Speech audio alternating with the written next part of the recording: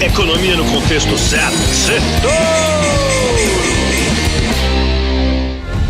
Boa noite, Brasil e ouvintes da Jovem Pan. Bem-vindos a mais um Sextouro, resumo da semana econômica no contexto certo. E nessa semana voltaram velhas preocupações, apareceram novas. O arcabouço fiscal, que vem para combater o rombo das contas públicas, voltou a gerar dúvidas, e a inflação pegajosa no mundo afora voltou a preocupar os investidores. E por isso, os bancos centrais voltaram a falar grosso contra a inflação. O setor bancário dos Estados Unidos tem uma nova ameaça, e no Brasil o governo recuou e o AliExpress, Shopee, Shein, vai tudo continuar baratinho.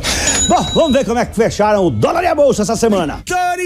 E no fim dessa semana de 4 dias, o Ibovespa B3 terminou com 1,80% de queda aos 104.366 pontos, enquanto o dólar subiu quase 3%, 2,90, terminou aos R$ 5,05. E vamos para os pontos que eu separei para o nosso Sextouro de hoje. Primeiro ponto: Apple dribla Twitter e pega os bancos de surpresa nos Estados Unidos. O setor bancário por lá não tem um dia de paz. Depois da crise bancária no mês passado, depois do Elon Musk dizer que quer fazer o Twitter a maior plataforma financeira do mundo semana passada, agora foi a vez da gigantesca da tecnologia Apple dar um susto nos bancões. A Apple, gente, vale 2,5 trilhões de dólares, 5 vezes o JP Morgan, 20 vezes o Bradesco, o Itaú, e eles têm uma base de clientes gigantesca lá na América.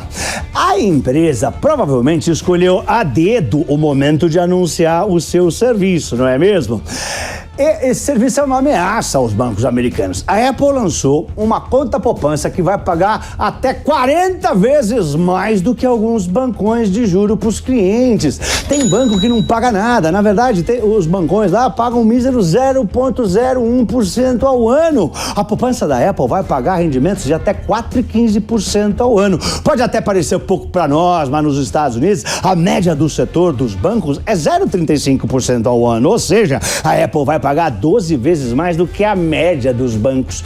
Quem paga melhor lá? O American Express paga 3,75 ao ano, o Goldman 3,90, né? Mas a Goldman Sachs vai ser sócia da Apple nessa empreitada, e o Citibank é o que paga mais, 4,75 ao ano, se não me engano, mas exige um valor mínimo de $5.000. A Apple não vai exigir depósito nem saldo mínimo. As pessoas vão poder configurar a sua carteira no iPhone, é tipo um aplicativo. Vai ter que ter um tal de Apple Card. O lançamento da Apple surge no momento em que os bancos médios e pequenos estão em crise nos Estados Unidos, perdendo depósitos, algo que vinha, né, desde o começo da alta de juros dos Estados Unidos, mais de um ano atrás.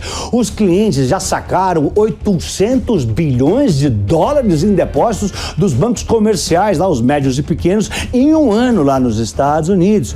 Bom, desde que o Banco Central começou a subir os juros em março, o pessoal começou a mandar dinheiro onde paga mais. Segundo ponto: PIB chinês surpreende para cima, e os nossos maiores clientes, a economia deles surpreendeu. Tá forte, tá mais forte do que todo mundo achava, e agora que acabou a política do Covid-0, de tolerância lá de política de Covid-0, a economia se reabriu e tá bombando. Segunda-feira foi divulgado que a economia da China cresceu 4,5% no primeiro trimestre, bem acima das estimativas do mercado, que na média mostrava um crescimento de 4%.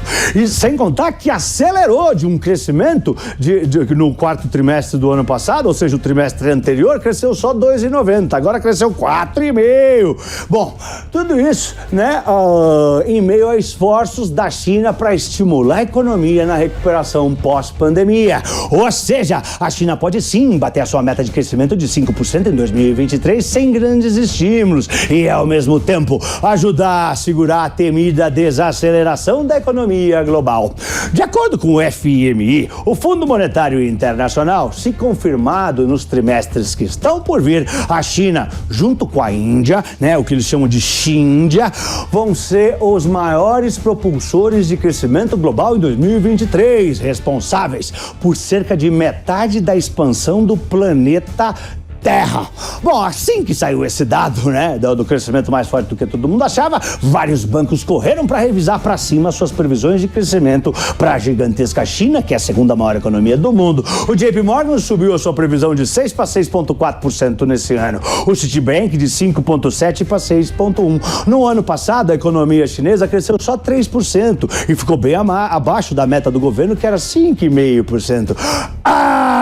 Esses chineses ajudando a economia global a fugir da recessão. Terceiro ponto, arcabouço fiscal. Mais dúvidas do que certezas. Finalmente o arcabouço fiscal chegou ao Congresso. A regra fiscal que vai tentar conter o rombo das contas públicas, ajudar o Brasil a gastar menos do que arrecada para controlar a inflação e assim baixar os juros de maneira sustentável, chegou lá no Congresso. Só que a proposta apresentada gerou cautela, já que ela veio com várias exceções fora do limite dos gastos. Também tem algumas pontas soltas que abrem espaço para gastos sem que a Receita tenha se concretizado antes. Gente, o novo arcabouço só vai funcionar caso o governo consiga aumentar muito a base da sua receita, mas não está claro como é que isso vai ser feito. E também a gente está percebendo o quanto é difícil. Já se falou em tributar apostas online, reduzir benefícios fiscais de vários setores, taxar os sites chineses, né? Mas nada disso foi definido. Aliás, o governo recuou em taxar as importações de $50 e lembrou a todos nós o quanto é difícil aumentar as receitas para atingir as metas estabelecidas, sem contar que também existem dúvidas, né, sobre a força do governo para aprovar o texto no Congresso. Mas o presidente do Banco Central, Roberto Campos Neto, se mostrou mais otimista sobre a nova âncora fiscal. Falou em Londres na quarta-feira que o plano fiscal está indo pelo caminho certo e que o Banco Central vai ficar atento ao impacto disso. Em outras palavras, o Banco Central vai ver se dá para começar o ciclo de queda de juros. Vai torear! Quarto ponto, inflação pegajosa no mundo e bancos centrais elevam o tom.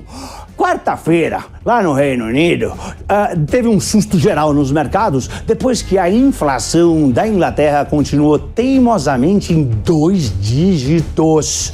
Em março, a inflação lá do Reino Unido veio 10,1% ao ano, acima dos 9,8% esperados, e em 2 dígitos, que assusta qualquer um.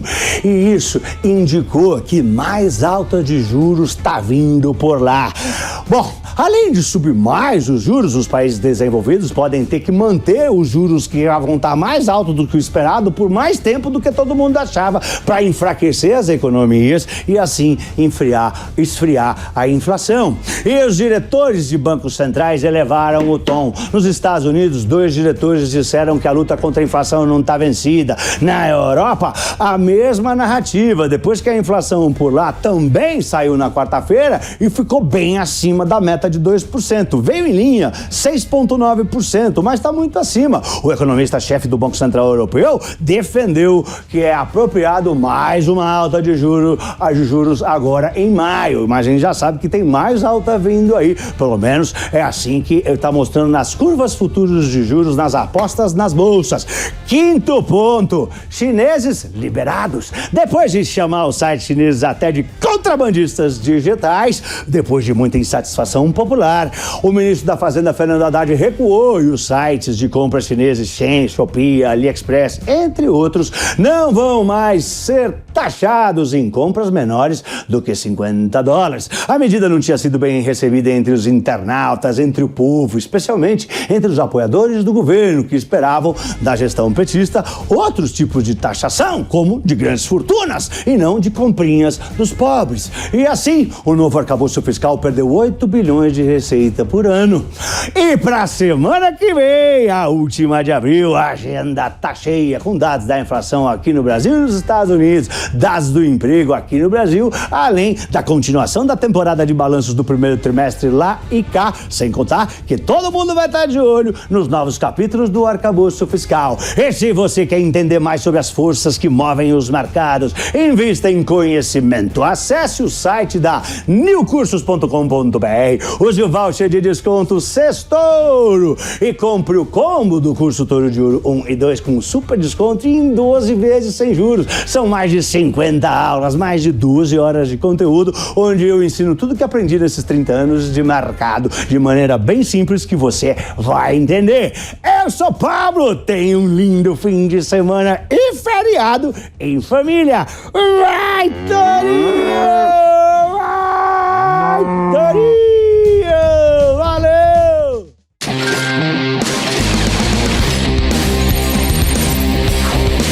Economia no contexto certo. Setor!